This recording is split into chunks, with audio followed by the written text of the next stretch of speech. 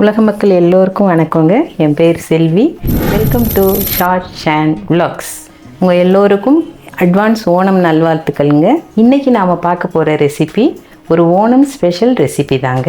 அது என்ன ரெசிபினா 10 வகையான காய்கறிகள் சேர்ந்து ஒரு ஸ்பெஷல் அவியல் தாங்க இன்றைக்கி பார்க்க போகிறோம். நான் ஷூட்டிங்காக 10 வகையான காய்கறிகள் வச்சு உங்களுக்கு நான் செய்து காட்டுறேங்க. நீங்கள் வீட்டில் செய்யும்போது உங்கள்கிட்ட என்ன காய்கறி இருக்கோ அதை வச்சு நீங்கள் நான் செய்கிற மெத்தடில் செய்து பாருங்கள். இதே மாதிரி ரொம்ப டேஸ்ட்டாக இருக்கும். இப்போ வாங்க அதுக்கு தேவையான காய்கறிகள் என்னென்னு பார்க்கலாங்க.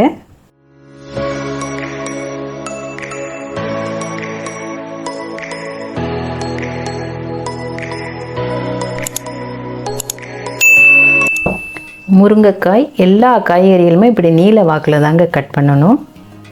முருங்கைக்காய், மஞ்சள் பூசணி, கொத்தவரங்காய், கேரட், அவரைக்காய், வெள்ளை பூசணி, பீன்ஸ், சேனைக்கிழங்கு எல்லாமே நீல வாக்கில் தாங்க கட் பண்ணணும். பாருங்கள், எல்லா காய்கறியுமே நீல வாக்கில் தான் கட் பண்ணியிருப்போம். உருளைக்கிழங்கு, வாழைக்காய், 6 பச்சை மிளகாய் வச்சுருக்கேங்க, கொஞ்சம் கருவேப்பிலை வச்சுருக்கேங்க, சின்ன வெங்காயம் ஒரு கையளவு உரித்து வச்சுருக்கேங்க. அடுத்து தேவைக்கேற்ப உப்புங்க, கொஞ்சம் மஞ்சள் தூள் வச்சுருக்கேங்க, 1 டீஸ்பூன் ஜீரகம் வச்சுருக்கேங்க, சின்ன ஜீரகங்க, ஒரு சின்ன தேங்காய் துருவி வச்சுருக்கேங்க. இதுக்கு தேங்காய் எண்ணெய் தான் யூஸ் பண்ணணுங்க. தேங்காய் எண்ணெய் தேவைக்கேற்ப எடுத்துக்கலாங்க. இப்போ வாங்க அவியல் எப்படி செய்யலாம் அப்படிங்கிற செய்முறை விளக்கம் பார்க்கலாங்க. இப்போ ஃபஸ்ட்டு ஸ்டெப்பாக அரைக்க வேண்டிய பொருள்கள் எல்லாம் அரைச்சி எடுத்துக்கலாங்க. தேங்காயை போட்டுக்கலாங்க. அடுத்து ஒரே ஒரு பச்சை மிளகாய் போட்டுக்கலாங்க. 1 டீஸ்பூன் ஜீரகம் போட்டுக்கலாங்க. வெங்காயத்தை இதில் சேர்த்துக்கலாங்க. சின்ன வெங்காயங்க, கொஞ்சம் கருவேப்பிலை சேர்த்துக்கலாங்க. இதெல்லாம் கொரகொரப்பாக அரைச்சி எடுத்துகிட்டு வந்துடுறேங்க.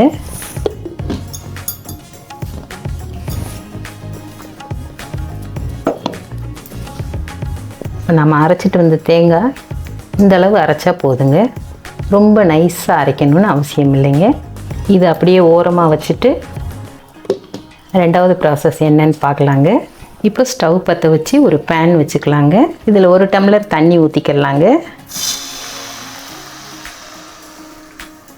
ஊற்றி இந்த தண்ணி நல்லா கொதிக்கட்டுங்க.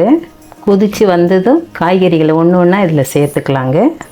இதுக்கு அதிகமாக தண்ணி ஊற்றணும்னு அவசியம் இல்லைங்க. இந்த காய்கறிகளில் வேறு ஈரம் இருக்கும். அதனால் பார்த்துட்டு தேவைப்பட்டால் அப்புறம் கொஞ்சம் ஊற்றிக்கலாம். இப்போ தண்ணி கொதிச்சிருச்சுங்க. இப்போ காய்கறிகளை ஒன்று ஒன்றா இதில் போட்டுக்கலாங்க. கொஞ்சம் அதிக நேரம் வேகிற காய்கறிகளை அடியில் போட்டுக்கலாங்க. முருங்கைக்காய், கொத்தவரங்காய், கேரட், மஞ்சள் பூசணி, அடுத்து உருளைக்கிழங்கு,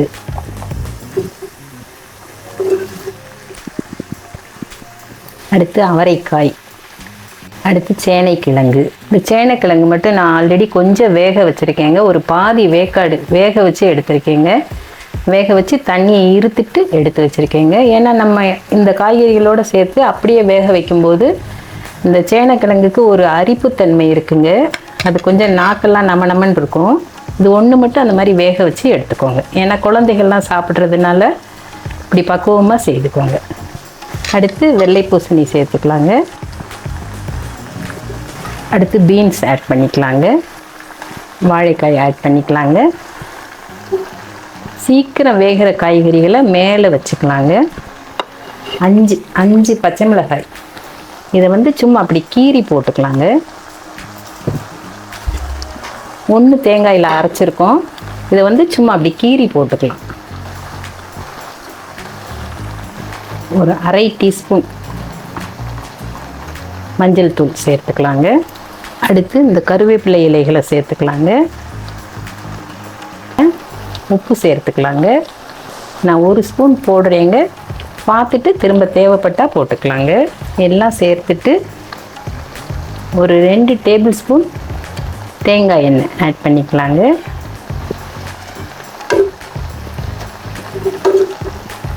இப்படி கலந்து விட்டு கொஞ்சம் நேரம் மூடி வச்சிடலாங்க.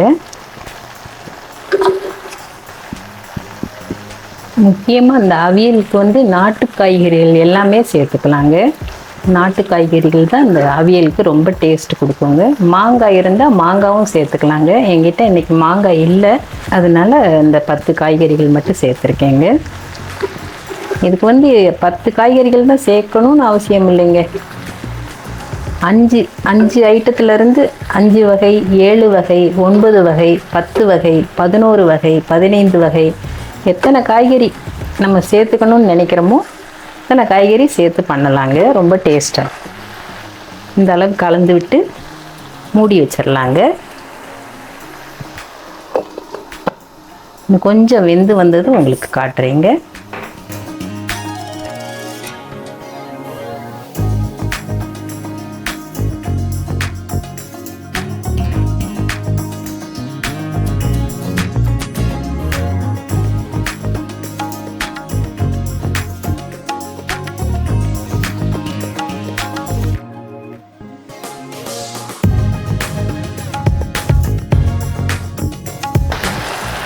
நம்ம ஒரே 1 டம்ளர் தண்ணி தாங்க ஊற்றணும்.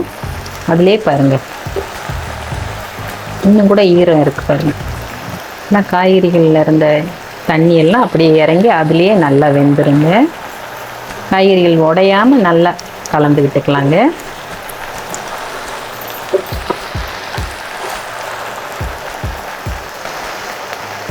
வெந்துருச்சான்னு பார்க்கலாங்க.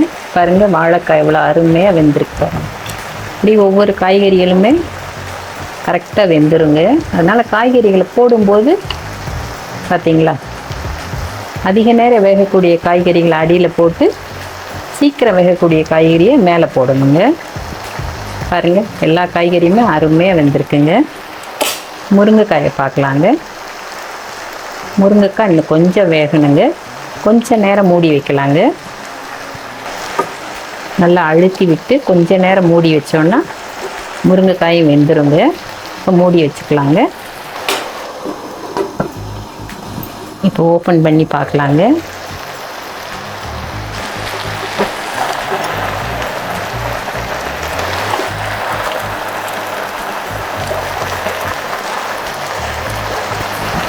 காய்கறிகள் நல்லா வெந்து வந்துடுச்சுங்க.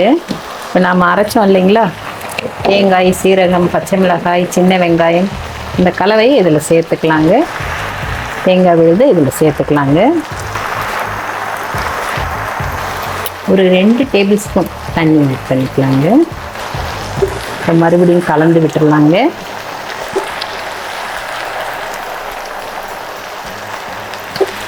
பொதுவாகவே அவியல்ன்றது எல்லாருக்குமே ரொம்ப பிடிச்ச ஒரு டிஷ் தாங்க. இது செய்கிறது ரொம்ப பெரிய விஷயமோ அப்படின்னு நினைப்பாங்க. ஆனால் எவ்வளோ ஈஸியாக இருக்குது பாருங்கள். காய்கறிகள் நறுக்கிறது தாங்க நேரம். காய்கறிகள் கட் பண்ணியாச்சுன்னா அவியல் ரெடிங்க. கிண்டும் போது காய்கறிகளை உடைக்காமல் கிண்டுனீங்கன்னா பார்க்க ரொம்ப அழகாக இருக்குங்க. இப்படி கலந்து விட்டுட்டுங்க. லாஸ்ட்டாக கொஞ்சம் தயிர் ஒரு 125 mlங்க தயிர் ஆட் பண்ணிக்கலாங்க.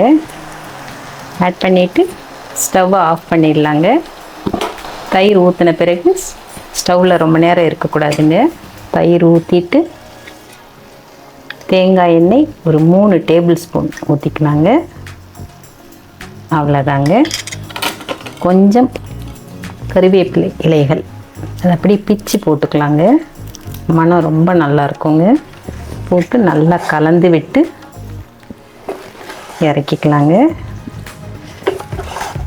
பாருங்கள் எவ்வளோ கலர்ஃபுல்லாக இருக்குது பாருங்கள். எல்லா காய்கறியும் நீல வாக்கில் ஒரே மாதிரி வெந்து அருமையாக வந்திருக்கு பாருங்கள். அவ்வளோதாங்க, சிறப்பான அவியல் ரெடிங்க. கண்டிப்பாக அந்த அவியலை நீங்களும் செய்து பாருங்கள்.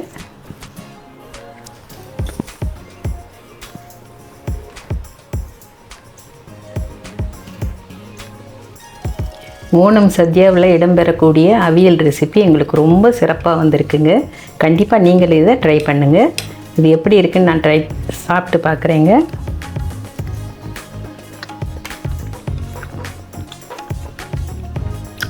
செம்ம டேஸ்ட்டுங்க. வாவ், சூப்பர் அப்படின்ற அளவுக்கு இருக்குங்க.